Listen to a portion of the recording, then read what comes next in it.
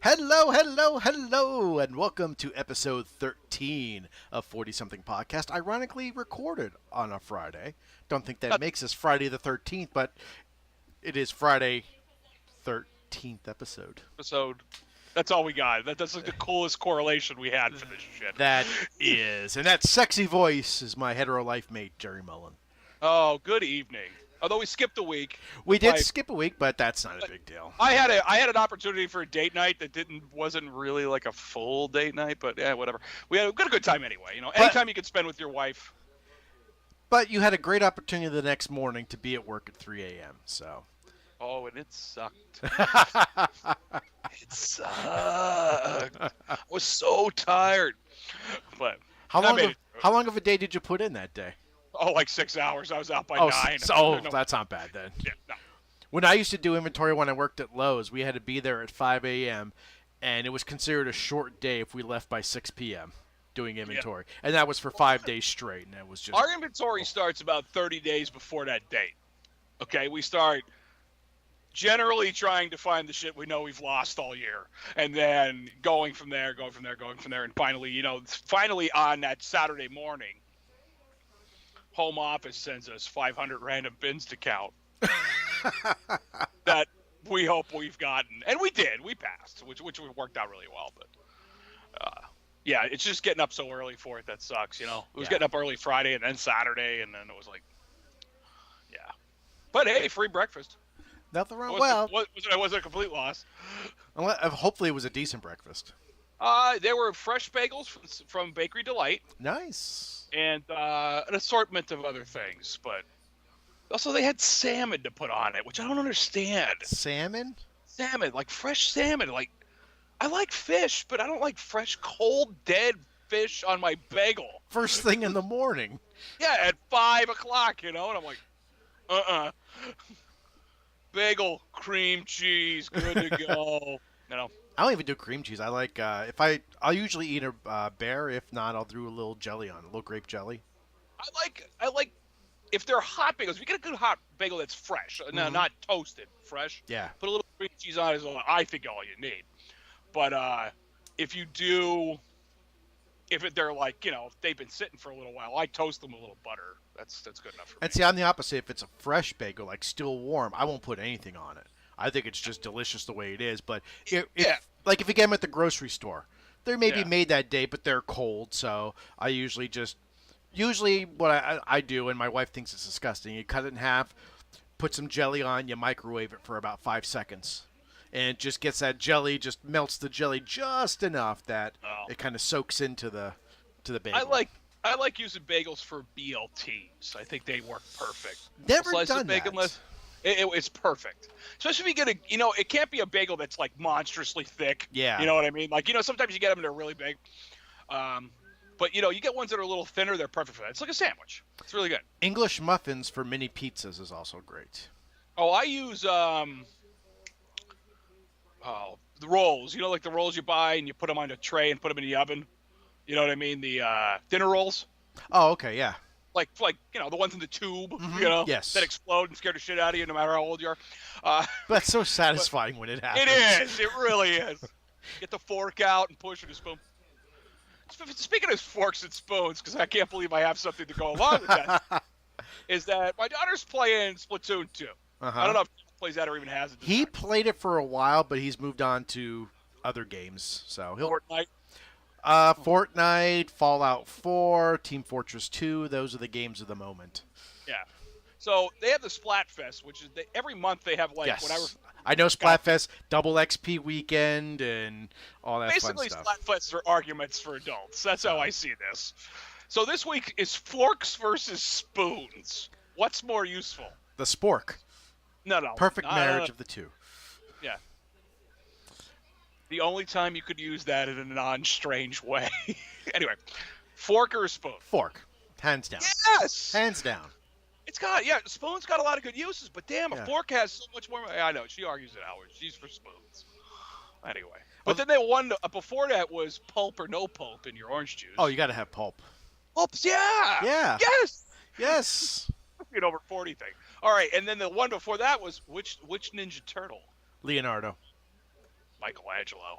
So At least we finally came to one we didn't agree on. yes, I was going to get scared.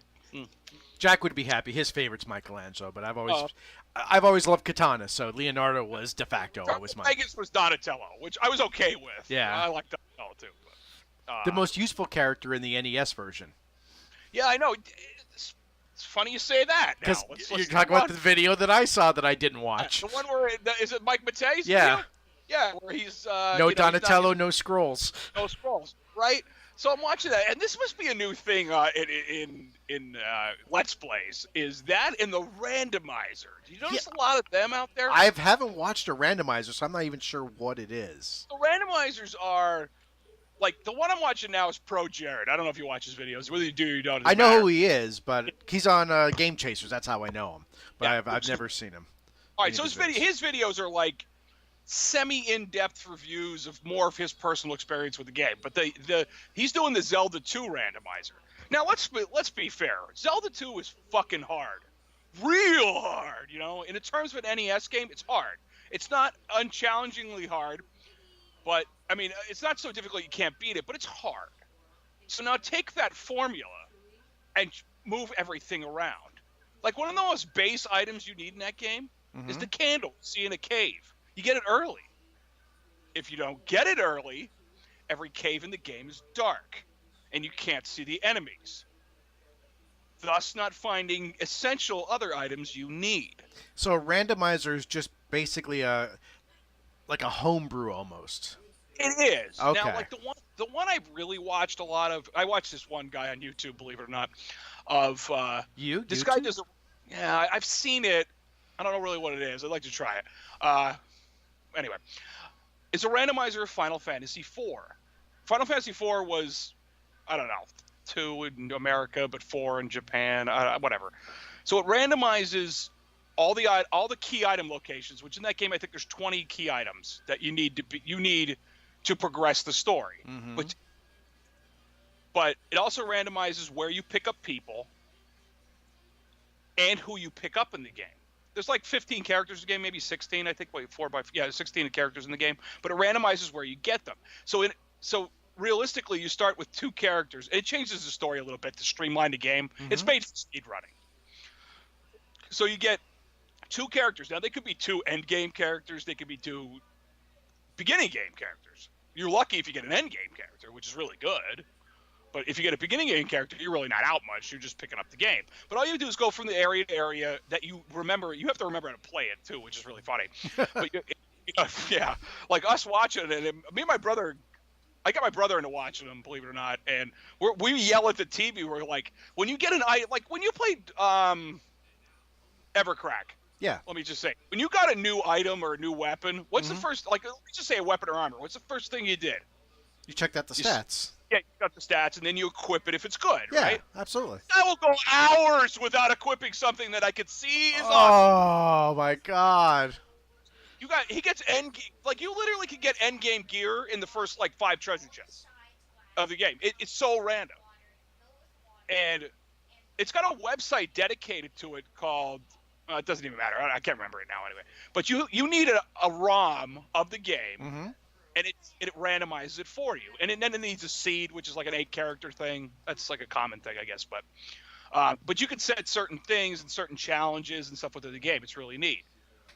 But it doesn't change the overworld map. You still can go from place to place and get to where you need to go in the game. The Zelda 2 randomizer, on the other hand, everything's fucking changed. You start off at where Zelda is. And that's about all you're going to get. That's it. That's where you start. And I'm watching this guy, and he's got a death counter in the corner. This is episode 4, has yet to defeat a dungeon, and he's up to 50 deaths. Jesus. But that's like the new thing in Let's Plays is randomizers, and the other which I don't care about. I think they're neat, but the other thing I saw, which Mike Matei has been doing a lot of, especially Mega Man, he's been doing no-hit games. I don't get that either. I mean, I like a challenge. Like the Game Clubs did Mario 3 no-hit challenge, which Mario 3, whether you love it or you hate it, it has hard moments. Yes. It's not impossible. That last airship is difficult. It's stress-inducing.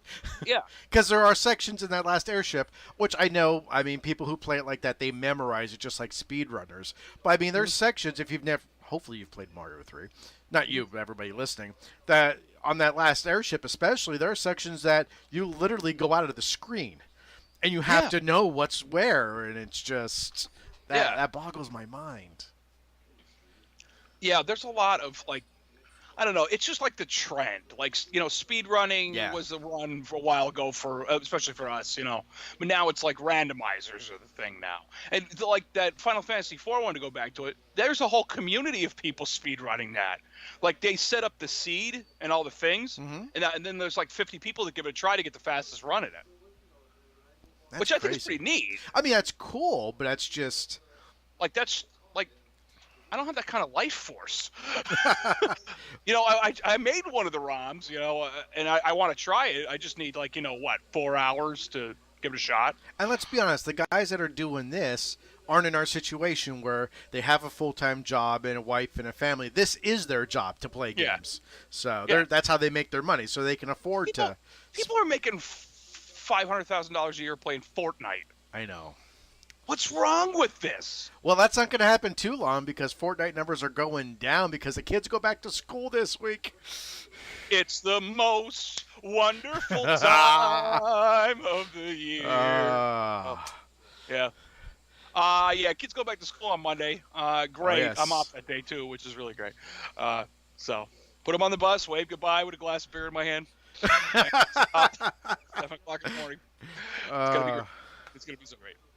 Nah, you know what? As much as I want them to go back to school, it's really nice to have your kids home in the summer. It is nice, but I'm ready for them to go back. Yes. So Yeah. we've exhausted every possible way to keep them occupied in the house because we've had a monsoon this summer where there was a meme online. It only rained twice this year in Pennsylvania, once for 45 days and the second time for 30 days, which is actually pretty accurate. Yeah, that's very accurate, actually. I mean, they're not calling for rain now for almost a week, which I'm like jumping for joy for because I actually get to get caught up down at my job. But with a rainy summer, I mean, you can't do much of anything. No. And trying to keep the kids, I think they've watched all of Netflix twice. Yeah. So, You have reached the end of Netflix. yes. I stopped getting the screen, "Are you still watching?" And it actually comes up, "Go outside." So, It's actually just a finger on your screen pointing to the front door. yeah. Get out. So, yeah, it's time for them to go back. I mean, Yes. my youngest is excited. My youngest is excited. She starts preschool, and my oldest, who's going into 3rd grade, he's like, whatever. Yeah. Meh. Although my youngest, she's excited to ride the bus, to eat the school lunches, and my oldest has yet to eat a school lunch, so I'm making him this year pick at least one lunch a week to eat. Because I told him Wow. I'm not making you sandwiches when you're in high school. Yeah. So, Well, that was, I would tell you, like some relatives of mine, they never ate a school lunch ever. really? Ever. I had my lunch. Disgusting. My mom packed my lunch for me kindergarten because they didn't offer lunch for kindergarten. You had to bring your lunch. Okay. And I think part of 1st grade, and that was it. From then on, I ate school lunches every day. I ate school lunch every day. Every day. So, It was easier. Like, it would be weird if I took my lunch. you Yeah. know? yeah, like, And that'd be some, like, strange situation, But they're not free anymore this year, if you didn't know that. no, they're free. No, they're not. So, I felt somebody told me that at work. no, because we went to preschool orientation, and they said it's the same lunch program as Hanover, and it's still free. Is that for just kindergarten? No, it's through a state grant. Yeah, but I was told the grant ran out. I haven't heard that. Okay, well maybe that's good. Because I I printed out the new menus, and the only price on there is for an adult lunch. maybe that's what it was. I'll have to look into it again. Yeah. Yeah, maybe I missed out, or maybe you can send me that link someday. Yeah. So, kids going back to school. Poor Fortnite. What are they going to do? I don't know, but here's something we wanted to talk about last week, but someone pushed out because he had to wake up at 1 in the morning and have a date night. Suck it. So, this is something I originally heard on another podcast and was curious, so I looked it up. It originally started in a Wall Street Journal article, and everyone picked it up after that. Now, to preface this, we're old school gamers. We game. We started off in the 80s, went through the 90s, and are still going. But apparently, kids today are being bullied by their peers because they're bad at video games like Fortnite. So, you know what? What do we do as... What's that? Good, I'll finish. I can't wait to have it in line here. So, what do we do as a society? Do we blow them off? Do we keep playing? No. Our helicopter parents that we have today, I am certainly not one of them. Oh, yeah, you never heard that term? No, but I love it now. They just hover over their children and keep them safe. So, these parents, who apparently are living in another dimension that we're not living in, apparently have more money than we have, are actually hiring professional gamers as Fortnite tutors. And now it only doesn't even go for Fortnite. There's other games available that these professional players, which is still boggles my mind that we have professional video game players. That's okay. I'm okay with that. They charge anywhere from $25 to $120 an hour to help your kid get better at a game that's going to be gone in a year. And in the article, they cited that right now some universities are offering $40,000 a year scholarships for e-gamers. But like the people on the podcast said, this is a flash in the pan. Okay? So maybe this year, Fortnite's the hot game. Next year, it's going to be something. 8 months ago, I'm not even going to say a year, 8 months ago, PUBG was the Battle Royale game that was taking over everything. Then Fortnite came, everyone abandoned PUBG, and now they're playing Fortnite. So give this another 6 months, and everyone's going to be playing something else. Yeah. You know what they're going to be playing? Doom Eternal. Doom Eternal. They better be playing Doom Eternal. First off, Doom Eternal is pretty much a predator. Let's be real here. After watching the video, yeah. Once I saw that little thing above his arm blade and the little thing on his shoulder. Okay, yeah, he's a Doom guy. He's the Doom Predator hybrid. Maybe, who knows? Some of the stuff in the video is out of this world. Cool. But let's go back to the tutor whole thing. Oh yeah, all right. I'm sorry. And then we'll go to Doom Eternal. I don't even think I can talk about this fucking Fortnite thing. It hurts my soul to hear. I was listening to the podcast while I was working, and I actually stopped working. Is this the CU podcast? CU podcast, yeah. Okay, all right, yeah, all right. I actually stopped working because I couldn't believe what I heard. You and I, when we were growing up, NES was the big thing when we were in school. Well, grade school. If you beat Mario 3, and I said, I haven't beaten it yet, I didn't feel ridiculed because of that. I was like, okay, I just haven't played it yet. My thing always about it was if, I grew up with a mutual friend, Chris, and we played games all the time, If he didn't beat, he got me interested in Mega Man, which... Thank you, and I hate you. I regret now, but anyway. So, you know what I mean? We always worked as a team on shit like that. You know what I mean? Like, if he died, he would die, I would take a shot at it. I would die, he would take a shot. You keep going until either you beat it or you just hit frustration and stop. Well, that was also because we didn't have save states back then, too. Yeah, but most games of the era had infinite continues outside of a few dickish ones. Yeah, I'm looking at you, Ghost and Goblins. I'm looking at you. I mean, honestly, in my 40 years of playing video games, I've only been bullied once over a game. And that's you, asshole, for Portrait of Ruin. Oh, you're coming up on another year of not beating it. Hey, I literally have it in my phone calendar. Oh, my God. Hold on, let me tell you the date, because I have it in my phone. Oh, my God. I'm such an asshole. You are an asshole. I'm really good at it, though. Hold on, let me check what it is here. If there was a PhD program to become an asshole, you'd be teaching it. Friday, November 16th at 9 a.m. Text Trev about Portrait of Ruin. Oh, my God. I can't believe that.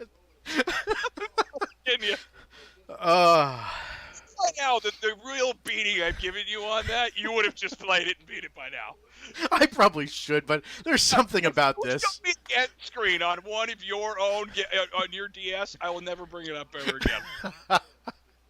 You know what's going to happen? I mean, 25, 30 years from now, I'm going to croak over probably some stupid accident I did on my own.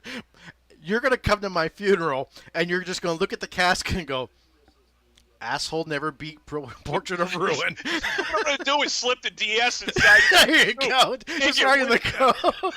With a full... With you, rat. The sad thing is, if you fully charge that DS and put it in my coat and I was buried with it, 200 years from now, archaeologists will dig me up and that DS will still have a fucking charge on it. They'll open it up and be like, holy shit, he never beat Portrait of Ruin. Oh my god.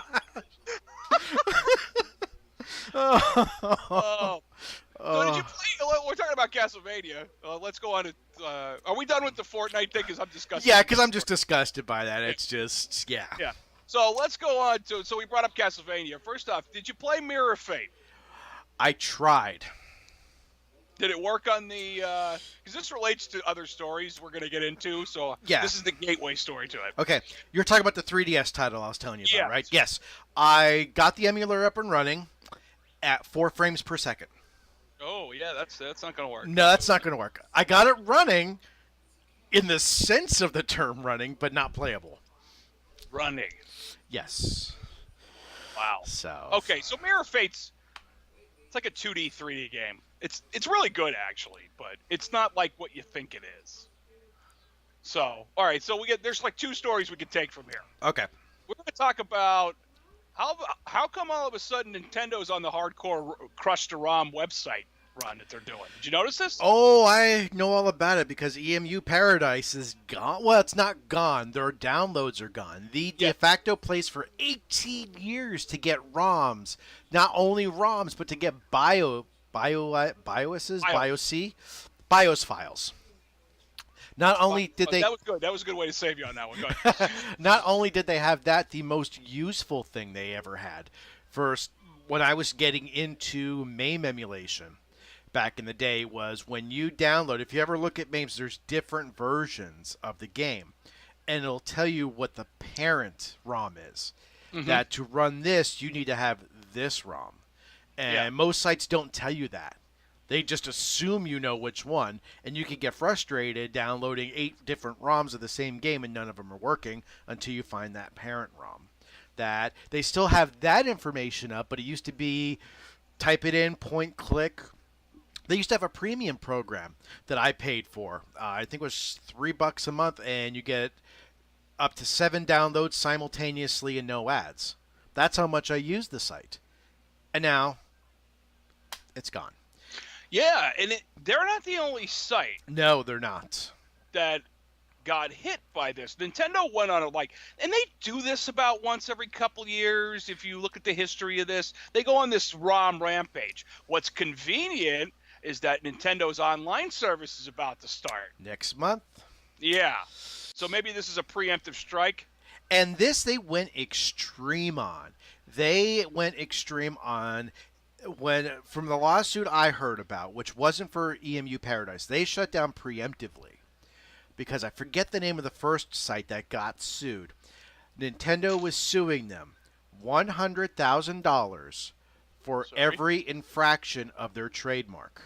Now, that's not per ROM. That is per ROM. But if you have an unauthorized scan of a box, that's a account. Are you kidding me? You scan in instructions, that's a count. So technically, if you have Mario Brothers, box art, instruction scan, and the ROM, that's $300,000 right there Nintendo's trying to sue you for.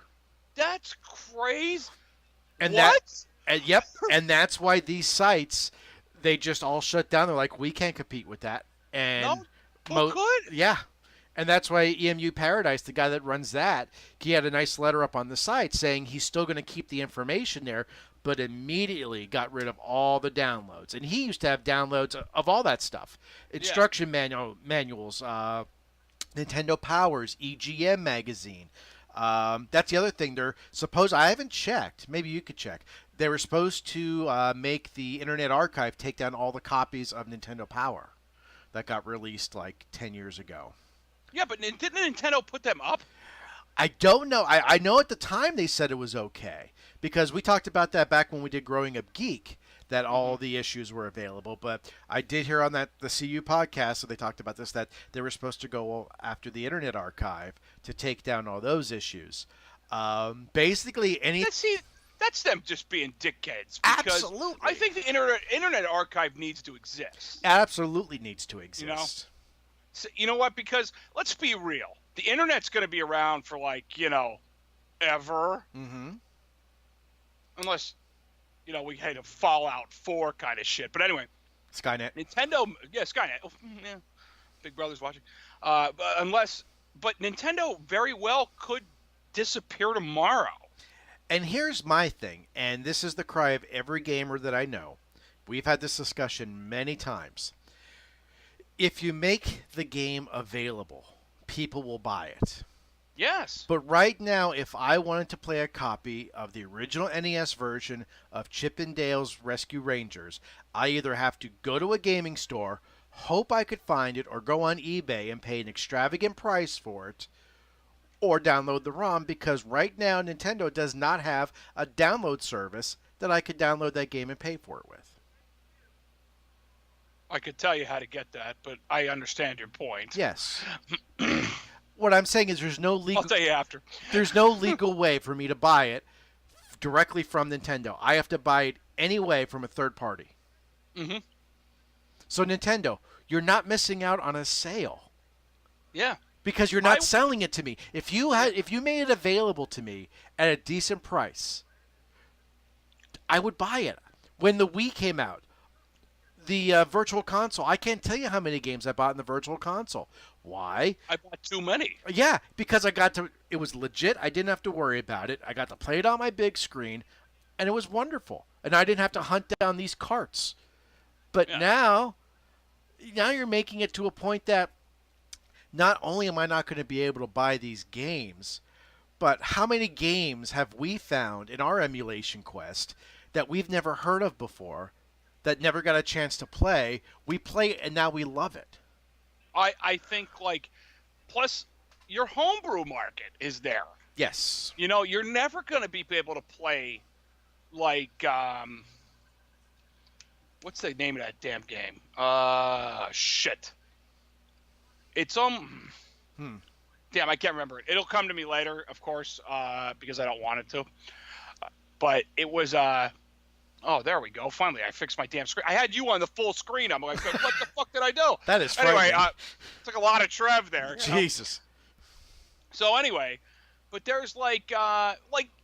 There's a website I follow called Gamester81, and he makes his own games for relatively older consoles, from ColecoVision through Super Nintendo ish, right in that wave, with the Genesis included and the NES and all that.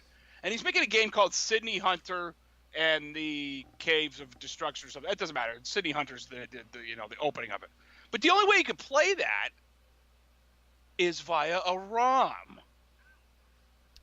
But he would be safe to have that ROM available as long as he wasn't violating any copyrights. No, you're right. Yeah. But I'm just saying, the only way you'd be able to play a game like that is through a ROM. Yes. Homebrew games. Yes. Or how many people have ever played the damn NES fucking Gold Cart Challenge thing? Remember that? The Nintendo World Championship cart. Yeah, thank you. Nintendo World Championship. How many people have actually played that? Well, I don't know. Probably the 150 to 300 people that played it at the actual event. And then the people who played for homebrew carts over the years. Because you could buy that off a website. Yeah. But that's not what they're going after, though. They're not going after the homebrew market. I think that's going to be relatively untouched. But what kills me now is you have a generation of gamers right now who, I guarantee, unless their parents or someone else has introduced them, have never played an original NES, have probably never played a Super Nintendo, maybe have played an N64. The Wii was probably their first introduction to Nintendo, or their DS. Probably their DS was probably their thing. I think for my kids, it was probably like the new Nintendo system at the time was probably the DS. Yeah. So you have an entire generation that has no clue about these previous titles. The best way and easiest way to check out these titles, to buy them, is to emulate them. Yes. Now, I understand they feel that they need to shut these down because of their intellectual copyright. But at the same time, if you could go online right now through your Switch, and I could buy any NES game I wanted to for $2 or $3, I guarantee I'd be emptying my wallet every month on at least 10 games a pop. Yeah. Because I would like to have a real version. I'd like to have a legit version that on my Switch, rather than lost the word there. Not hacking it. Not unlocking it. What do you do when you jailbreak it? Mod it. You mod it? When you Jailbreak. Okay, jailbreak it. When Okay. I don't want to jailbreak my Switch because you could possibly brick it. And I'm not bricking a $300 game console to throw ROMs on there. So give me the opportunity to buy them from you. I'd love to buy my top 10 NES games right now, my top 10 SNES games right now. Give it to me, NES $2, SNES $4, N64 $5. You'd make a killing right now. Never gonna happen. I know. That's the problem. That's Nintendo's the problem. Oddly, and here's what I don't know. Nintendo could easily sell their own library. Yes, and they've when done I it say before. That, I mean their first-party titles. Yes. Yeah. All right. But when you get into your third-party stuff, like your Capcom, your your Konami games and stuff like that, well, they held the publishing rights at that point. I think that's am I saying that right? Does that make sense? It does. I don't know how that worked out though, because they did have to be an authorized Nintendo publisher, because they published the games 5 games a year too. They used to because Capcom's their own publisher. They just got the Nintendo seal of quality to be a licensed game. I don't know if they got that Nintendo seal of quality. Do they own the distribution rights to that game, or do they have to go through Nintendo now? I don't know how that Nintendo works. had an iron fist over that stuff. Oh, absolutely. Like, you had to buy cartridges from Nintendo. Mm-hmm. You had to buy this from Nintendo. You had to buy that from Nintendo. Nintendo was pretty fucking shady in their day. So even though that's probably how they got how they are now. But you remember, like, if they had that, like, stranglehold on the industry for a while, where you sell Nintendo products, okay? But look at this. You're going to sell Sega products too? Oh, then we're not going to give you any more new Nintendo products. They actually got sued for that and lost. It's like the cola wars of the 80s between Coke and Pepsi. Yeah. They actually got sued for that and lost and had to ease up on that, which they deserved. Yeah, absolutely. They totally deserve that. Nintendo, I don't know. Like I said, once about every 10. But here, we'll go into another ROM thing that, back in the 90s, I want to make sure I tell this story right because I've only actually heard it as a story. Nintendo had the Satellaview. You remember that thing? You probably don't. It was Japanese only, but I've read a lot of cool articles about it, and there was actually quite a few good videos on it on YouTube. The Satellaview was their first foray into online gaming. It was like an attachment for your Super Nintendo, and it had this cartridge that went in it, and then it was by a satellite company in Japan that had an online service. Now, it wasn't like true online. You just had to catch the satellite at the right time to get your game, and it downloaded to your cartridge and blah, blah, blah. So it's kind of like the Sega Net then. Yeah, basically that's what it was. Okay. You want to go that, okay? Well, Nintendo did release a lot of stuff on that. Don't get me wrong, because I've seen a lot of it. But some of that stuff was exclusive to that. Mm-hmm. Like, there was I can't say everybody because you never have, but almost everybody's played A Link to the Past. I know. Portrait of Ruin. Anyway, all right, I'm done. Play it. Just send me a picture of you playing it. I might let you go on that. Anyway, but they made they made 4 other games using that same engine. They used Hijack. They made an updated version of the original Legend of Zelda using the same engine, which is cool. but it had necessary changes. But they also made like it was a game on a timer. It was called the Ancient Stone Tablets, which it was almost like the same premise of Link to the Past, but you only could play it for like 55 or 60 minutes a day because that's the only time it was available on the satellite thing. Okay. This is the only place this shit is available. Now, some guys on the internet, and you know how the internet is. Once it's out there forever. Oh, yeah. Yeah. They got a hold of the original ROM and actually patched it together so it was one complete game. Now, this is Nintendo's own product, mind you. Let me reiterate that. Yeah. They fixed the holes in it that were caused by its satellite nature. Now, there was some stuff you were never going to get, like the live audio that was played with it, or the live speech that was played with it. That actually happened in Japan. How cool would that be? Yeah, it would be cool. So long story short, this website's been up for 10 years, and it says there's a disclaimer on the site that says if Nintendo doesn't want us to do this, we will take it down and demolish it forever. Still there. Now, why all of a sudden are they attacking everything else? When that's been out in the open and publicly they know about it. I don't know, because if you're Nintendo, like you said, they've come after emulators and ROMs before. Sure. They're the only one that does it. Yes, that is absolutely true. Sega never bothered because they don't care. No. They're not making any money on Genesis games. They're making money on those fucking Mega Drive. Not Mega Drive. What was before that? It doesn't matter. They don't make them anymore. They don't make them anymore. Yeah. And that's, so why bother going to waste the money on it? And that's the only thing that I could think of is because no one knows what the Switch's online system's going to be. I know it's going to be. Hopefully it's still $20 a year because I have no problem paying that rather than $20 a month. But every month, just like the PlayStation, PS Plus, just like that, you get so many free games to play a month, and supposedly they're going to be the retro games, and possibly there'll be a marketplace. But again, and this is going to sound very hypocritical because you know me. I'd rather pay for something than have to go through the rigmarole of pirating it. Oh, I agree. And the fact that you're making me... I shouldn't say you're making me. The fact you're making it harder for people to discover these games without giving them a legit option to buy it is tough. I mean, it's... That's what I don't get. You have this library. How many games are on the Nintendo? Like 700? Legitimate releases? Something like that, yeah. It's like 600 and some, maybe 700 plus, whatever. 700 plus releases. Now, at $3 a piece, yeah, that's $2,100 for that library. Not mind you, you're not buying it all at the same time. You know, maybe the rich and famous can. By the way, he died today. Did you see that? I saw that. Yeah, that's sad. Anyway, but Nintendo could make a killing if they put it on. They stopped putting select games on this service. Yeah, stop that shit. Okay. NES library. Here you go.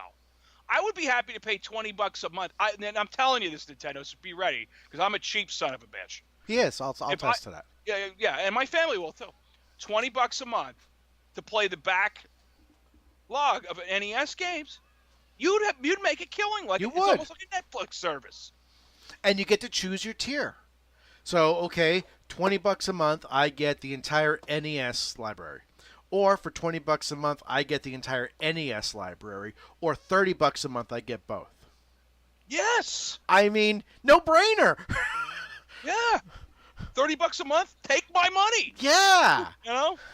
And cloud saves. Give me cloud saves. Yes. No brainer. You have my money. But now you're pissing off every Nintendo fanboy because you're going after the people who have kept the Nintendo hype machine running. Yeah. We are the generation that made Nintendo what it is. Yes. We are. And let's be honest. What are we pirating right now as a community?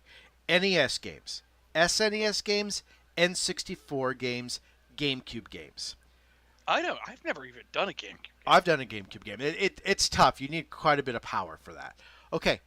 Are we doing Virtual Boy? No, not really. Nobody is. Are we doing? We're doing DS games. 3DS, obviously, because I told you the emulators need a lot of work. No one's really doing Wii games because you need that stupid USB Dolphin bar to really do anything with the motion control. I guarantee you, Allow me to waggle for you here. no one's going to want to spend the time to write a Wii U emulator for all 6 games. Yeah. I mean, that's just For not the going 8 to happen. people that own it, you So, included. And yeah, in fact, Jack was just playing Mario Maker tonight.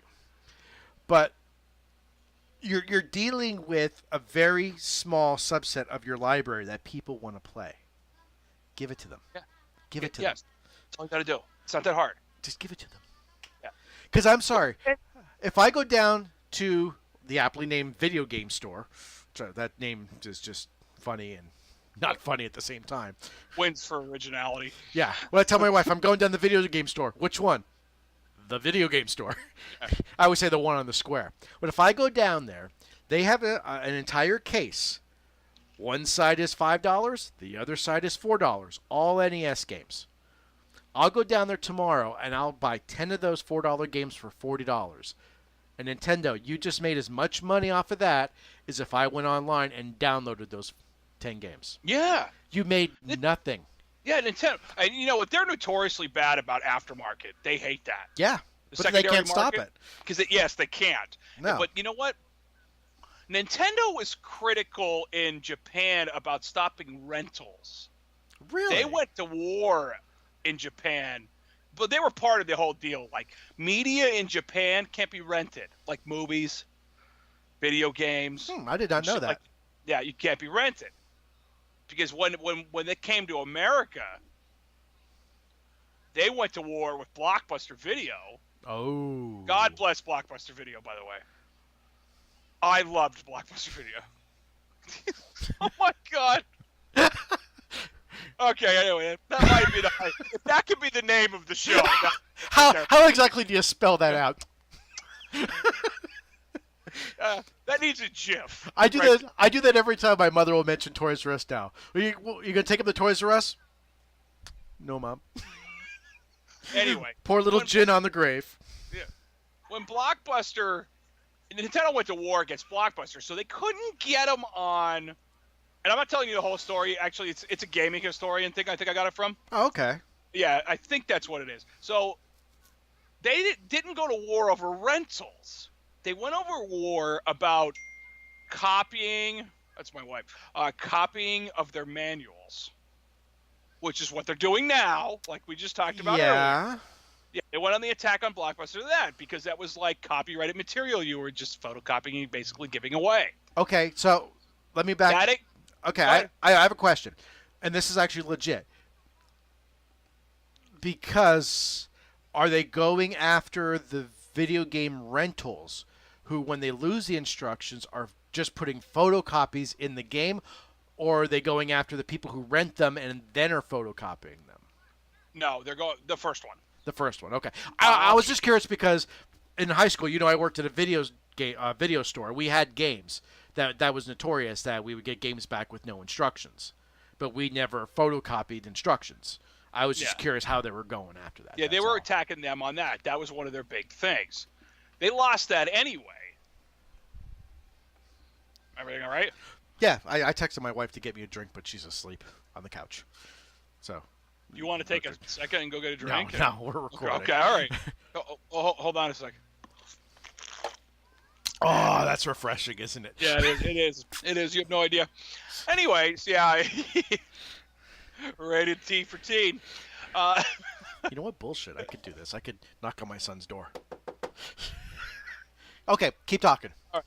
So they go after him in that respect. Yeah. Still lose anyway. But Nintendo has a full-fledged hatred of the secondary market. So that for a while, Nintendo was making it hard for Blockbuster to get multiple copies of a game. They wouldn't let their buyers buy more than like one for every store. Instead of, 5 copies per store, 10 copies per store, whatever. You would go there and they would have a couple of each game of, I guess. Well, I'm assuming they kissed and made up because toward the end of the NES life, they had like Blockbuster exclusive games. that was in the Super Nintendo era. They were doing. Okay. That was the Final Fight guy is shit that they pulled, and yeah, they made up later, of course, but that was a big thing. And see, that's why I don't know why Nintendo goes on odd rampages like that. You know, yeah, you know what? They won some big markets a long time ago. Like Donkey Kong was a big lawsuit thing that they got out of because do you know this story about them in Universal? Yeah. Okay, so we'll kind of skip over that because Universal was just fucking playing on their high horse, thinking they get away with it, and the court turns to them and goes, "You don't own it either. You're out." And they paid him all kind of money, and that's where Kirby came from, by the way. That guy, the lawyer Jack Kirby. Yeah. Who just left the company just a few years ago. Well, Jack Kirby wasn't a lawyer. He was a comic book artist. Was it John Kirby then? Might have been John. Jack Kirby, because Jack Kirby was Stan Lee's partner. They co-created. John Kirby, yeah. Whatever. The last guy's name was Kirby. Okay. And when they won that lawsuit versus Universal, the guy running Nintendo Japan at the time, by the way, bought him a boat called Kirby with the exclusive rights that he was the only person to ever use that name on a boat ever again. Like, he's the only guy that could ever use that. And people believe that that's why Kirby, the character, is named for Kirby. So the big fat thing that it just eats things. Yeah. That's a good homage. Yeah. So Nintendo, take Will Wheaton's advice. Don't be a dick. Yeah, don't be a dick. It costs 0% to be a dick. Exactly. $0. I'm sorry, $0 to be a dick. So it'll take 0% to not be a dick. Yeah, you're right. So the other end of the story went from we had Nintendo and the ROMs. What was the other way the story was going? Shit. Oh, we're Doom Eternal. We were going to come back to. We're going to go back to that, yeah. But I think we were arguing Nintendo and its ROMs, and then Nintendo and. We're talking about their online service. Yeah, I think we got through all that. Okay, yeah, all right. Maybe we hit it. But then then there was Doom Eternal, the trailer for Doom Eternal, which was like 15 minutes long. Or 9 minutes long. I think it was 13 because I had the presentation in between because Jack was actually in bed and I actually called him out of bed. I'm like, dude, come on. It's time to watch this. Yeah. I like the opening of it where he is, he comes to Mars. Oh, he is. He's chock full of attitude. Yeah. Sir, you can't be here, and he steals the gun. But you know what? Like, people see him as he's walking down the hallway and realize it. They're like, and he takes the guy with the red key card and drags him over. Yeah. Let's go.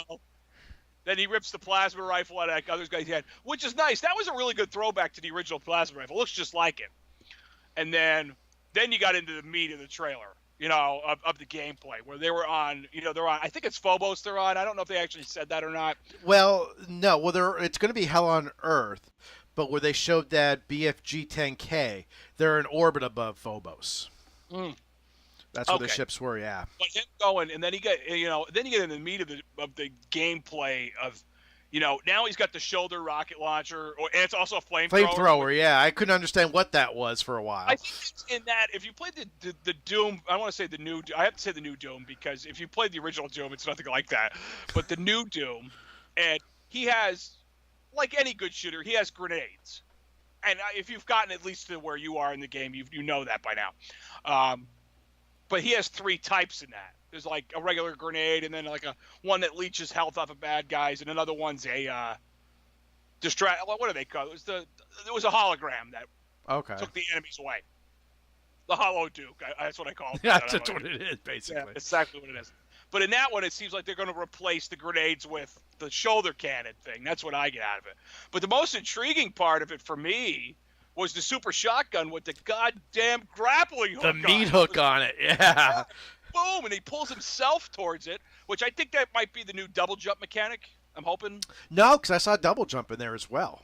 Oh, maybe this is like, I don't care. I think this is how he's going to traverse just wide openings. Wide distances? Yeah, that there's not going to be any more where, okay, take a lift, take all these stairs. If you see a Cacodemon, you're just going to meat hook into it, fly across, blow it up, and then catch an imp and go that way. It reminded me a lot of, sorry, not to interrupt you, of Bioshock Infinite with the skyhook. Oh, yeah, that's a good point. I didn't think about that. Yeah, damn. Ooh, that skyhook had some brutal kills with it too, man. Woo. Anyway, but then you got into they showed some of the other weapons, which I thought was really neat. I couldn't tell if that gun he had. Now we're past the super shotgun, just for reference, if you're just catching us at this moment. But he had what I thought at first I thought was a rifle. Oh, the one that had the scope on it. Yeah, it had a rifle. But then about a quarter of the way through that section, he takes the barrel out. Yes. And he puts a rotating barrel in it, and then he's going on it. But that also launches some kind of... It was like a rocket or something. Yeah, some kind of weird shit. I should have watched it before this, damn it. I would have a little more information. The plasma rifle looked good. I kind of went over that shotgun. The plasma rifle did look really good. It did. Nice to see the BFG 10,000 make a nice, neat little homage return to Quake, you know. What other guns were in it? Because that's all I really care about. And then because I haven't beaten the game yet, because I don't get a chance to play my own shit, but you said at the end of it, that key, I guess, he gets at the end, where it comes right at the end and he turns it into a fucking lightsaber. It doesn't do that in the original one, though. Yeah. You know, you see it like that in its form, and when the Doom Slayer, because that's his new name, takes it, it's about right where the game ends. You get the key for it, and that's where it transitions to the end of the game. Of course, the Doom fucking soldier gets fucked like you figured he would.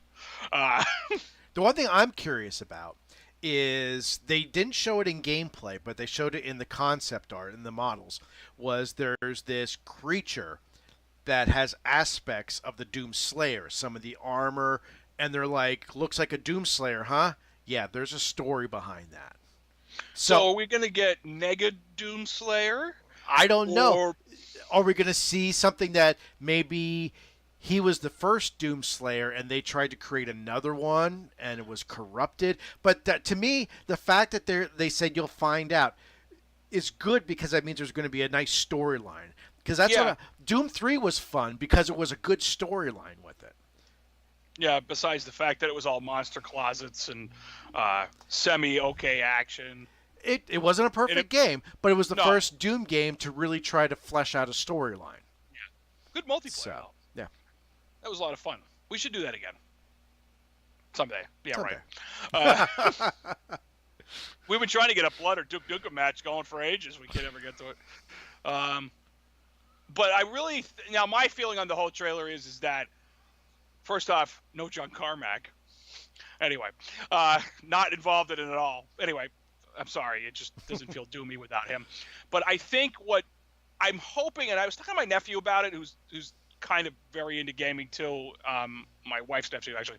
But he thinks, like I did, he thinks that sword is either going to be a rage move, like you have a meter to build, and then you'll be able to use that to like really give it to guys, or maybe take out crowds with it or something like that, or it's going to be like this is how you're taking a boss down. Okay, I can see that, yeah. The final hits have to come in from this thing, and that's how you take them down. Like you get to the actual boss and you pull it out and like it activates itself. Yeah. The problem with it is, though, I want to say something about the ending of the Doom, but I don't want to screw you either. So let me know if it's okay. Go ahead. Yeah, you could say it. He loses that thing at the end of the game. The guy who turns out to be the bad guy in the one you're playing takes it from him. So there's probably some kind of redemption has to happen there. Or is it? I just hope it's not in between games. I fucking hate when they do that. You know, like, oh, last time he did. You know what I mean? Like, if you know where I'm going, you know. I know where you're going. So I really hope that, I got a lot of fucking faith in it. After such a good job with the one that they just put out 2 years ago. God, it's 2 years ago. And the new glory kills look amazing. Oh, with the old Predator blade on his arm, yes. And the one I love that some of them are just as subtle as cut the guy in half and keep moving. And I love the fact they brought back the old Marines. Yes. The grunts. Yeah. They were kind of missing from the other one. Yeah. You know what I mean? Like the humans that were really soldiers that were turned, Yeah. The other one had a lot of imps. A lot of them. Yeah. Too many sometimes. Yeah, there's a reward in that game for killing like 500 imps. And it's not hard to get. And they brought back the Brainiac spiders. No, the smaller ones. The Masterminds, I think they were called. Yeah, the Spider Mastermind's the big one. Yeah. I think they're the Whatever, it doesn't matter. We both know what we're Yeah. talking about. They updated that to look creepy enough. Yeah, they were scary. They give them more of the Doom 64 look, I think. That's my... With the curved legs, and they're just yeah, like a crab yeah, almost. Yeah, they looked a little more crab-like. That's perfectly Yeah. good. Yeah, it looks good, man. And you know what I'm going to do with this one? And I can't believe I'm going to say this. You'll be proud of me. I'm not going to watch a lot about it. Nice. Stay away from it. So when it comes out, I'm totally surprised. And I don't expect it to be good as the first one. I want to say that now. You talk about me not finishing games. Irony in action. About a week and a half ago, kids went to bed. Wife went to bed. I found myself sitting up all by myself. I went, you know what? I'm going to play me some goddamn Doom. I got that adapter that you told me about. The adapter so I could play with a real controller. I just can't play with the Switch controller. I just don't know what it is. So I got out the Wii U Pro controller I hooked it up with, fired up the Switch, hit the button, controller's dead. That's what I said. That's what I said, Drake. I went, roar, roar, roar, roar. Yeah. Chewbacca. In the background. I see my wife has returned home from the store. Oh, and she's... Oh, sorry, I didn't get it. So anyway, so I didn't even get a chance to play, and I tried playing it a couple days later with the stupid Switch controllers, and I freaking died instantly. You know me, I'm a keyboard and mouse kind of guy, which is weird because my son this year for his birthday wants a brand new computer because he wants to play Fallout 76. So he wants everyone to give him money, and I'm going to build him a computer. And he was excited about Doom. He's like, "Will my new computer play Doom?" And I'm in the back of my head going, "Goddamn right it's going to be, because I could sneak in there when you're at school and play Doom." Oh, have a good day at school, Jack. Rip and tear. Yeah, rip and tear. That's it. Hey, shut up. Have kids, they said. It's finest, sir, guys. Yeah, I'm decently excited for that. Yeah. You know, and I haven't seen Gamescom just happened, and I didn't get to see anything from it. Which No, I didn't either. So I wish I kind of had something to bring up on it, but. Oh, speaking of video game con, so there's a con going on in September. It's the weekend, I think, of the 14th or 15th in Secaucus, right outside the Meadowlands. So I've been there plenty of times. It's a nice area. I think it's actually called a video game con. And a lot of people are going to be there. James Rolfe is going to be there. And while we're on vacation in Jersey, we went to a used video game store, and they had cards about it. And you get a discount code. So my wife grabbed one. She goes, "Why don't you and Jerry go to one of these? You guys never go anywhere." And I said, "Okay, I'll check it out." Just to get in is $35 a day. So what's it? 3 days? Friday, Saturday, Sunday? Yeah. So that's $95. Yeah. No, it's 105. Plus lodging, plus gas to get there. Plus we're gonna want to buy shit. And I'm like, that's crazy. Yeah, we already blew our wad on getting there. Yeah. It's like our gaming budget isn't that much. I mean, you freak out, honey, when I take $40 out of the bank and say I'm going to go retro game shopping. Yeah. I get yelled at when I want to take $20 out of the bank to eat. You know, or maybe gas for my car. Anyway. Nah, you don't need. I got yelled at that for today. What, filling up? No, not even filling up. I said I need to buy gas tomorrow. She's like, "What do you mean you need?" I said I need it for my mower. I said I need to put some in my car. I thought you just put gas in your car. Yeah, like 2.5 weeks ago. I'm on E right now. Oh, yeah. Okay. Yeah. It's like I don't drive a lot, but I only put in $15 at a time because I don't drive a lot. I put $20 in my thing. It'll last me 2 weeks. Yeah. Or a little bit more. I go back and forth to work. I have to do a lot of shit on the down low. I want you to know that. Editor. So. And then I try to. What else? Oh yeah, we're going to talk about Ocean's 8. Hey, shut up. Anyway, well, we did watch. Yeah, we watched a couple good movies in the past 2 weeks. Hold on. All right, there we are. You're going to kill the family. Yeah, I'm gonna kill you guys. Yeah. Shut up. So, ouch. So we both watched Upgrade. Yes. Upgrade was wasn't like a stellar film. It was not stellar. It especially the music reminded me of an old 70s sci-fi movie. I swear to God, that guy's voice is the computer voice from the Doom from 2016. Really? I'm gonna look that up. It's the like the sentient computer that's in the space station. STEM. Well, STEM, yeah. Yeah. That's also the same guy I think that voiced the computer in Doom 2016. Oh, okay. Okay, yeah, I think that's him. So, because he sounded so familiar, and I'm like, that can't be him. But maybe it is. Anyway, so overall, that movie was good. It was entertaining. It was. The action was really neat, but it was also very stiff because the guy was like, Yeah. you know, I don't know, maybe it was like Robo moves, you know, because he was essentially Roboing moving, you know. But it's another case of a film that doesn't give you the whole story to the last minute. Exactly. Yeah. And I don't want to say there's a twist at the end, There is. but there's a revelation at the end. And it's another film where it shows you what you didn't realize. Exactly, yes. Throughout the film, which I like, you know. Yes.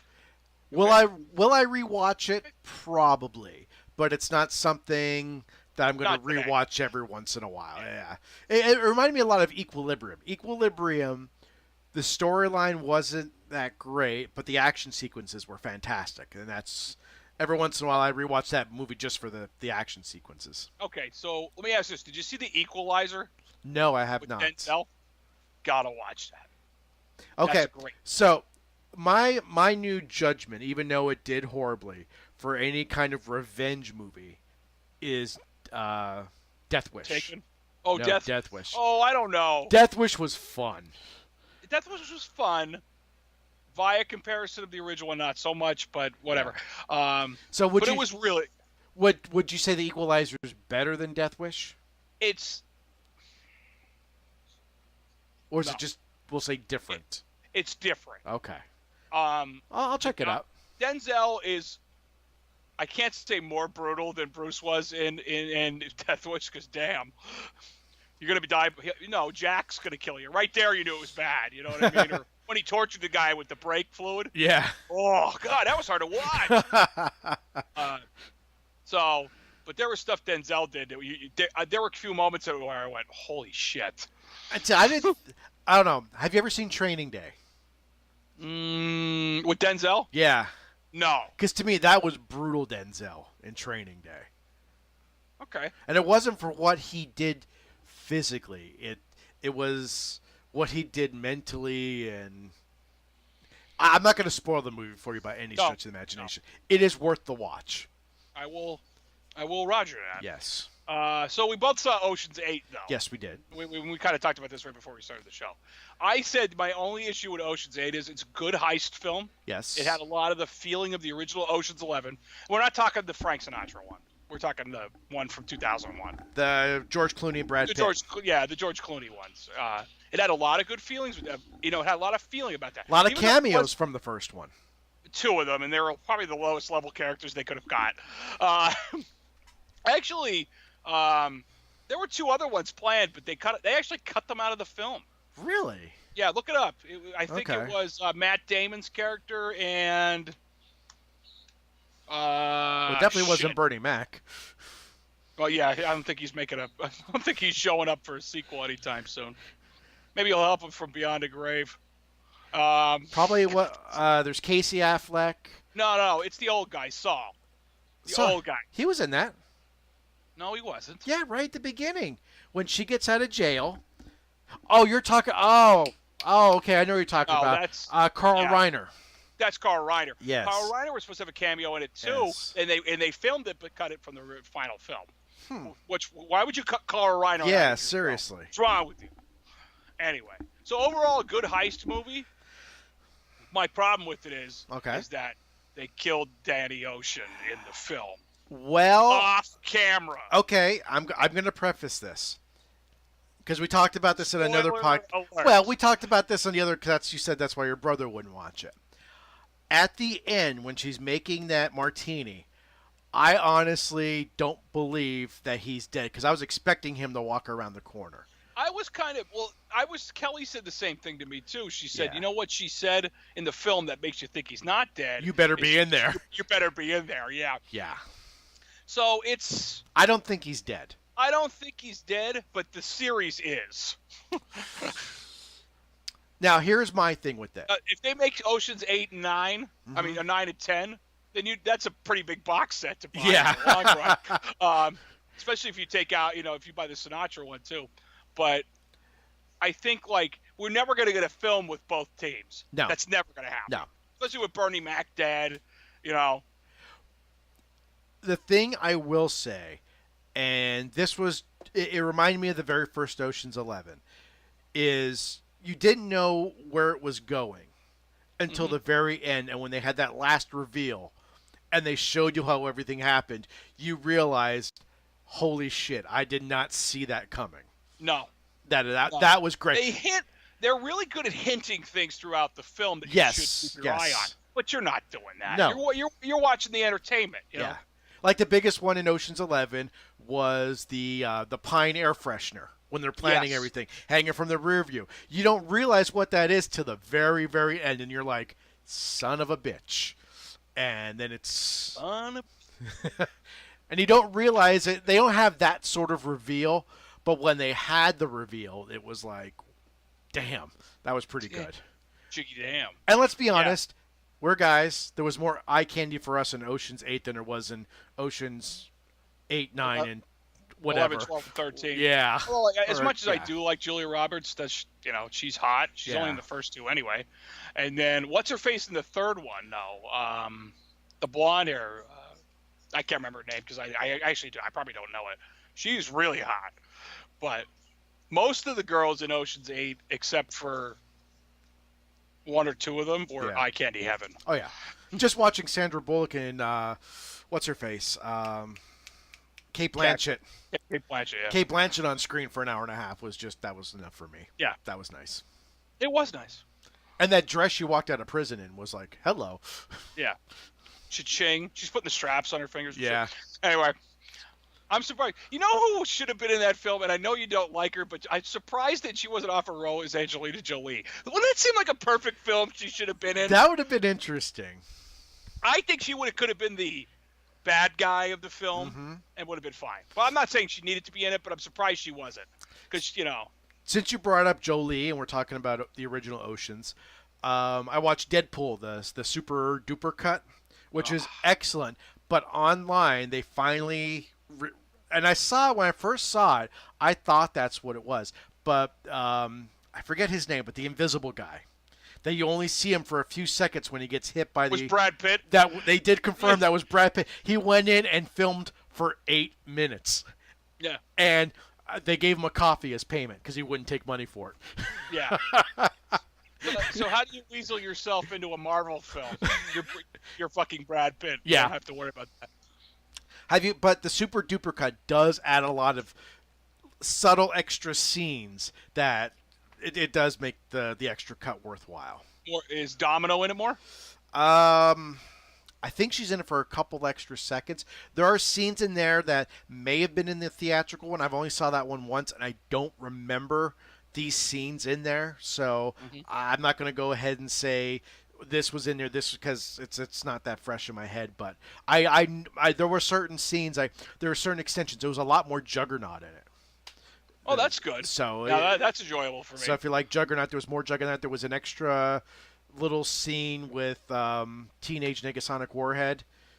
Or Negasonic Teenage Warhead. Negasonic Teenage Warhead. Yeah. Thought I got that wrong. Yeah. There's a couple extra little scenes with her and stuff like that. It's all fun. So. It is. That movie is just fun. Yes. And we said it before. It's really not as good as the first one, in my opinion. I think it's not. Well, there's the shock value isn't there. It's not the first time you're seeing a foul-mouthed Marvel superhero. Yeah. Like Wolverine or Logan, however you want to call him, he cursed. Yeah, but not only in select points, when it was worth it. But Deadpool, that's all he does. Yeah. You know what I mean? It's F-bombs and blood everywhere, blowing head offs. Like him killing those Yakuza guys in the beginning, that's sick. You know? Or he cuts off all their hands and they all land in the same place and shit. Like, holy crap, you know? But you know what really upsetting about Deadpool 2, I will say? No What's Stan Lee cameo. No. And if you could think about it hard all you want, he wasn't in it. No, he's in the super duper cut. Oh, really? Yeah. Oh, all right. We gotta cut the show off early tonight. I gotta watch that. No, I'm just kidding. And what other things did I watch this week? Because I've had like some time to myself this week because of practices. I watched Upgrade. I watched The Equalizer. I watched Infinity War again. I have not watched that a second time yet. All right. Here's my problem. And I said this to Kelly after watching it again the other day. Infinity War is really great. Boy, does it have a lot of fucking slow parts now that I look back on it. I found it not only slow, I found it very underwhelming because I didn't see it the first couple weeks. And everyone's like, oh my God, they killed off everybody. And I'm like, I watched it, I'm like, these guys are coming back. You realize that, right? Yeah. They didn't kill off has anybody. Another film already scheduled. So, I mean, so it's does Doctor like Strange and the Guardians of the Galaxy. Yeah, you know, they're already filming. They didn't kill these people off. To me, that's just such a don't play on my stupidity because I'm not stupid. I understand. Well, that's fine. That's part of the Infinity Gauntlet story. Yeah. Whatever. You know, if they really get into deep, they're going to have that battle on the moon. But we'll get. That'll be later. Well, I guess, speaking of it, just really quick, I saw a video where somebody added the Immigrant song to the part where Thor comes back to Earth. I saw that today. I didn't watch it. Why didn't they do that? Why didn't they do that? That's a movie I need to rewatch. My screen is full of Emuparadise, by the way. I went to check it again. I have to rewatch Ragnarok. That was probably the most enjoyable Marvel film I've seen this year. I still say the most enjoyable Marvel film, period. Enjoyable. Yeah. Is Guardians of the Galaxy. That is just a fun Well, film. I'm just talking what I saw this year. Oh, okay. In 2018. Watch Doctor Strange yet? No, I have not. All right. I'm giving sorry. up on Fortune Ruin. I'm sorry. Now it's time to bash you on that. I really want to watch it, and just every time, just something else comes up. Yeah. Like I'd watch it tonight, but I'm rewatching the entire Dexter series, so. Again. Well, in my defense, and this is actually fantastic. There's no defense here. No, actually there is. I haven't seen the first 4 seasons of Dexter since before I had kids. Since it originally came out. So want me to really hurt you when I say this? I've never seen an episode of Dexter. And that's fine. I got into Dexter through the books first before I even watched a single episode. That's how nerdy that is. But I know the storyline of the first season. But watching the episodes, I don't remember each episode like I do every Star Trek episode, every West Wing episode, the series I've watched over and over. It's like watching it again for the first time because it's been so many years. Yeah, you know what? That was like me and now I'm watching. I've been binging X-Men the animated series. See, that's probably like that you don't remember each episode. I probably haven't watched that since the '90s. Yeah, when it was new. But I started to watch it, and I'm like, man, this show is just like it was revolutionary. It was. At the time, but it's also like very G.I. Joey if you think about it. Like nobody really dies. Nobody really gets shot. It's very, very kid safe. You know. But there was a lot of episodes I didn't remember, and I was like, man, I don't know if I ever saw that, Plus, every episode almost has Gambit in it, almost every episode, so it's awesome. It's all good. Yeah. Anyway, so what? Oh, leave it alone. Go away. No, go away. Well, then you order one next time. I think after that, that's probably the most interesting things I've been watching. I've been watching a lot of YouTube videos, but nothing even remotely geek related.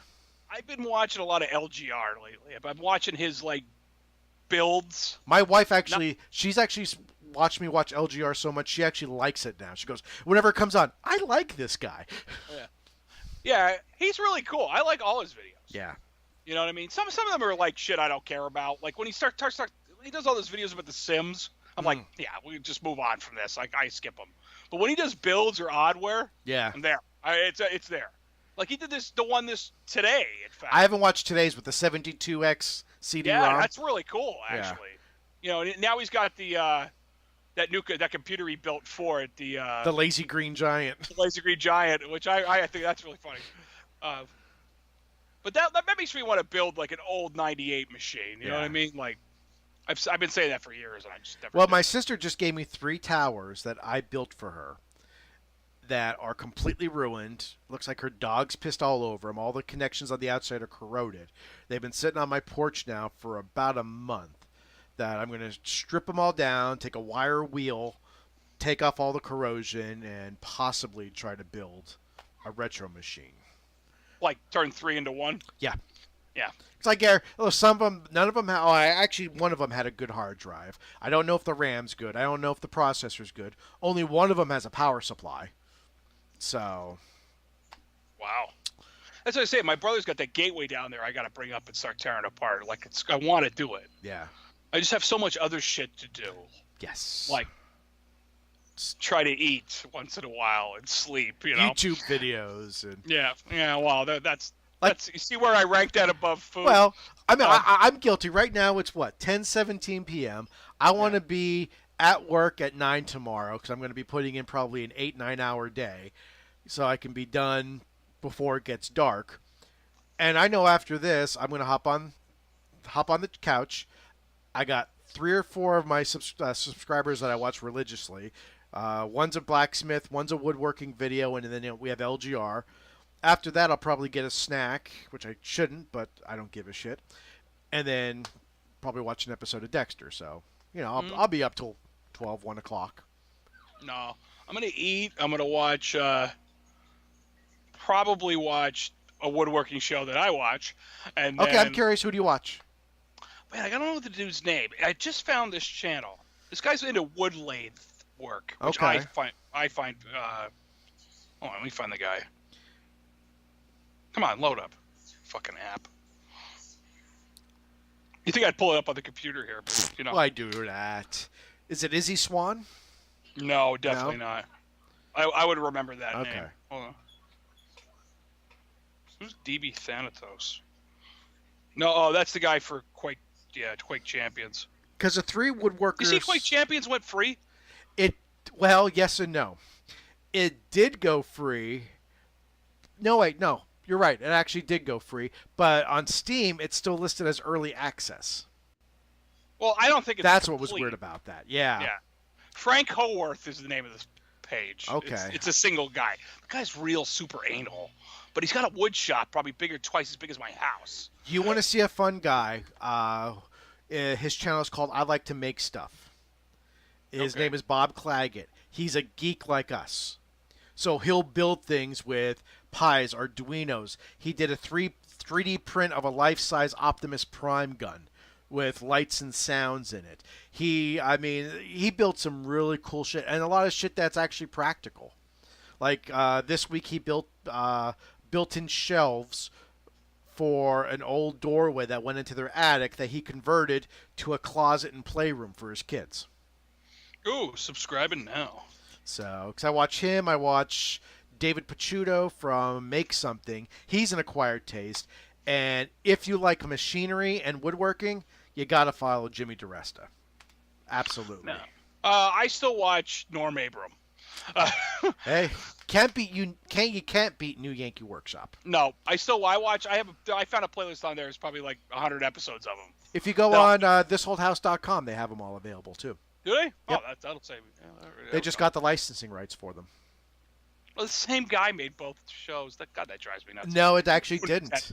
I thought the same guy made both shows. No, believe it or not, they were different licenses. Yeah, they were all that WGBH Boston shit. That's just the station. It's okay. I'm gonna get geeky for a minute. Long story short. Long story short. All right. An executive related to the whole PBS, WGBH, hired Norm Abram to build him a barn workshop. Which is the one he used for his show. During the building of that, he got the idea of, rather than this old house where it's a team of contractors, why don't we have you build a new project every week? And Norm wasn't interested. they really couldn't get anywhere like studio space to do it.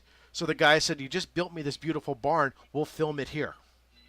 So that guy actually produced it, which is the different producers who did This Old House. Yeah. That barn's on the back of that guy's house. Yes. Yeah. Yes. So a lot of people, I always thought it was Norm's barn growing up. No. When I watch it, but once I heard that story, I'm like, wow. Yeah, that's a little crazy. So the guy had every new tool ever.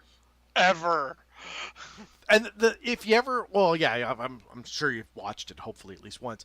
But at the beginning, he has his prototype, so everything he had to make twice. Yeah, but he did that with a lot of stuff. Yeah.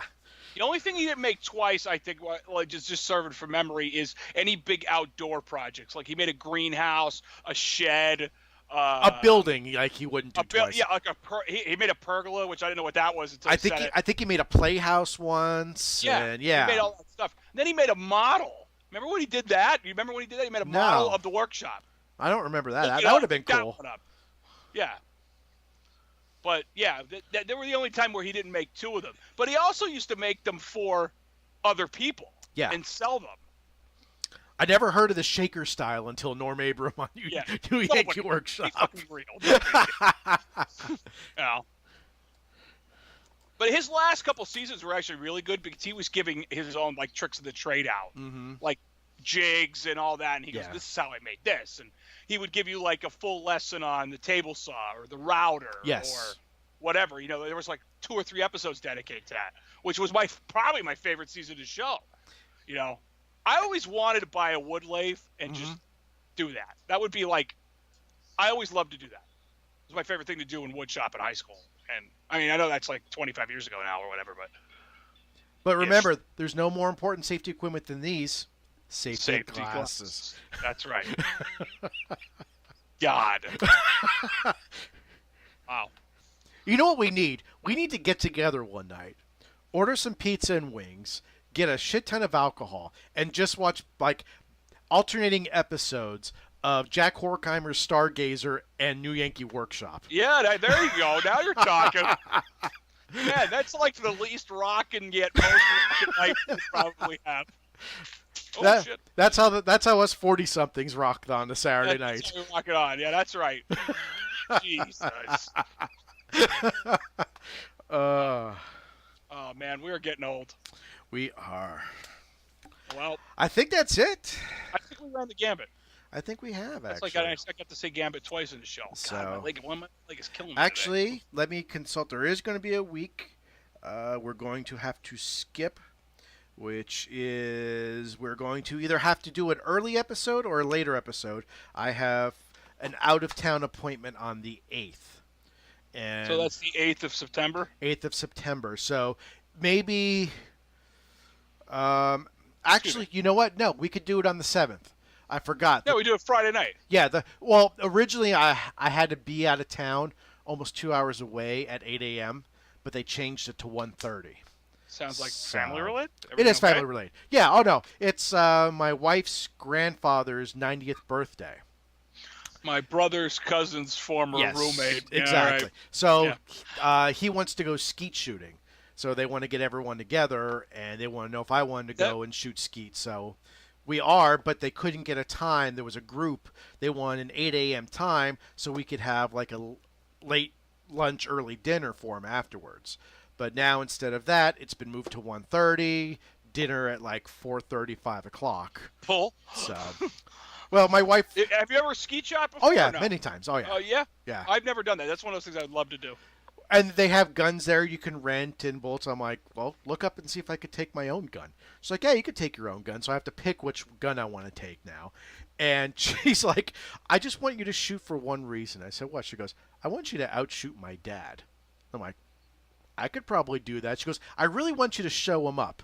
So I'm like, okay. So I'm looking through the whole... It sounds like a revenge story going It kind of is. Well, he always made himself out to be the big, great white hunter. And the man can't shoot for shit when I take him deer hunting every year. And I've taken him deer hunting now for over 10 years. So, and the only deer he ever shot was he actually shot mine last year after I shot it.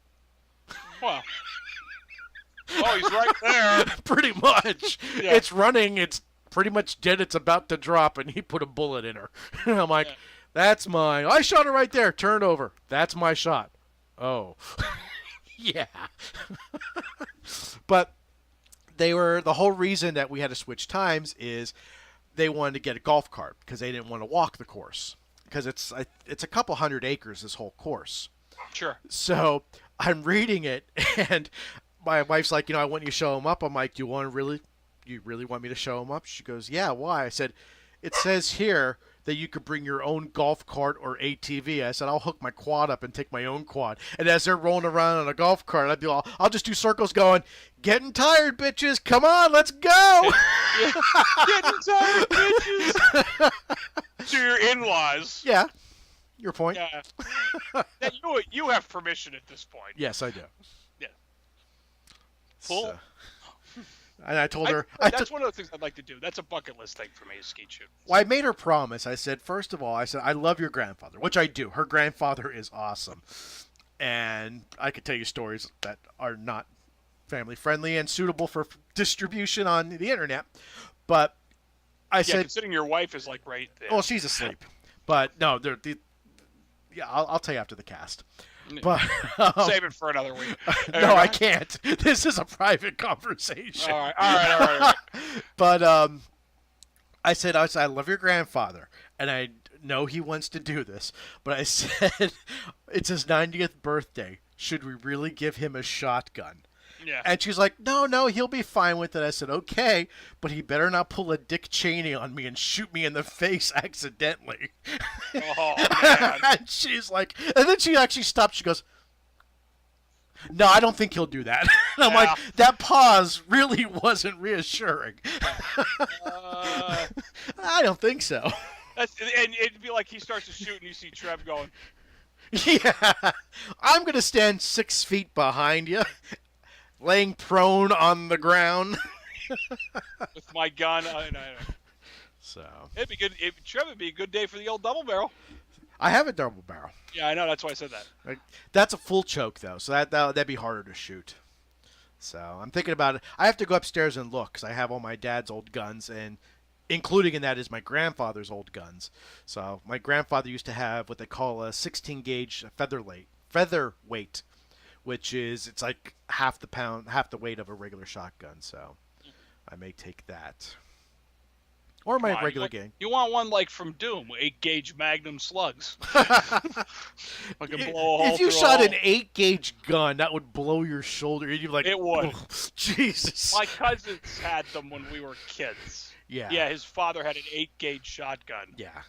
And he let us shoot it, and that was it. I was good. I had learned my lesson from that. The lowest gauge I ever shot was a 10-gauge. No, sorry, 12-gauge. I didn't even shoot a 10-gauge.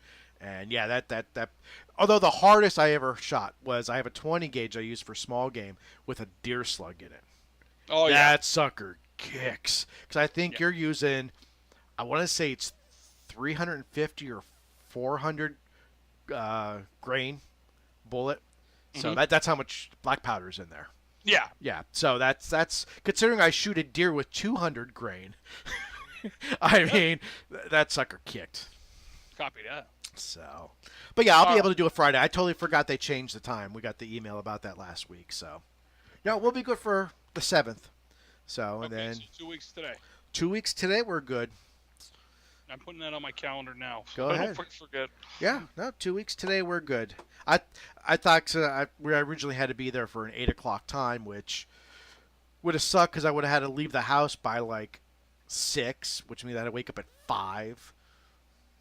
You don't want to be. Every time I type Trevor in, it brings up Portrait of Ruin. I had the worst autocorrect today. Absolute worst. So I'm laying there in bed, and I'm trying to find out. Oh, no, sorry. I was at the computer. And I'm trying to figure out what time my wife is getting home. So, and this one almost got me in trouble, and anybody who's married or is dating can relate. So I texted her, what time are you leaving today? And somehow my thumb must have hit a wrong thing or something, and instead of today, it autocorrected, for some reason, a word I have never typed on my phone, Tiffany. So instead of sending "What time are you leaving today" to my wife, I sent "What time are you leaving, Tiffany?" Well, it was nice knowing you, Trev. Yeah. It's been good to see you. She took it in stride, but I'm like, I have no clue why it auto-corrected to that. You should have immediately sent breakfast at Tiffany's to her. That might have saved you a little bit. Just a little bit. Just a little bit. That's why I tend to triple check my texts before I send them. I don't. You know that. That's always full of shit. I figure you're either doing autocorrect or you're doing voice text. I never do voice text except when I'm driving. I do voice text all the time. No. It's decently accurate. See, the problem is you got this screen, which is like the biggest screen, but I got these fat thumbs that don't like the keyboard. So you could hook up a Bluetooth keyboard to it, but that would eliminate its port. I have actually sometimes, just because I can. Yeah. Yeah. Hey, he did it on LGR. He hooked up an old click keyboard to it. I love that. I would love to do that. Running a game off a floppy drive off an Android phone. That was really neat. That was cool. I love how it showed like 0.01 gigabytes of space on the disc. It was like, it showed it because that's the only thing it sees is gigabytes, you know? And do you remember when he opened up, there was brand new inbox, that green screen monitor? Yeah. That was just not that long ago. I had one of those. That was my monitor in high school. Video, didn't you? What's that? You used it for video back in the day, I remember. Well, you can. It was a composite input, but I bought that with my IBM PC Junior when we bought that. And that was my monitor throughout high school till I got a Tandy 1000 EX, and then I bought my Tandy 486, my first real computer. Yeah. Whoa. So, I know. That was a good machine. It was a good machine. still upstairs. That's got a place already set aside in the office for it. I'm actually putting a power outlet right where I want it, because that's got a network card built into it. It's got all the classic DOS games on there. It's got a pornographic wallpaper on there. Yeah, you might want to change that when you hook it up. Just saying.